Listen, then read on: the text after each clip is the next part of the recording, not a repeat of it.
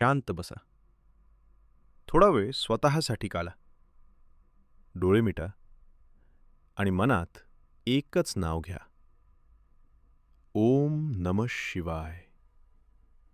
महादेव. हा फक्त देव नाही, तो विश्वास आहे, तो संयम आहे, तो आशा आहे.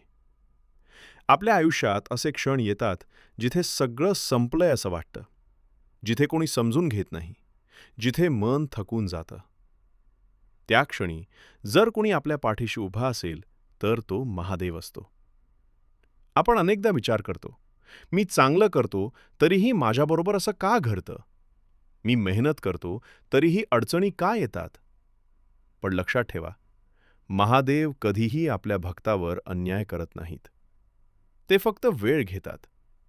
कारण महादेव आपल्याला मोडत नाहीत. ते आपल्याला घडवत असतात. जसं सोनं आगीत जळल्याशिवाय शुद्ध होत नाही, तसंच माणूसही परीक्षेशिवाय मजबूत होत नाही. आज जर दुःख आहे, तर उद्या त्यामागचं कारण समजेल. आज जर अश्रू आहेत, तर उद्या त्याच अश्रूंमधून शक्ती मिळेल. महादेव पाहत आहेत. तुमचा संयम, तुमची निष्ठा आणि तुमचा विश्वास.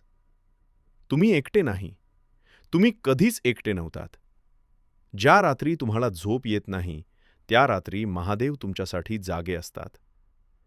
ज्या दिवशी कोणी तुमचं ऐकत नाही, त्या दिवशी महादेव तुमचं मन ऐकत असतात.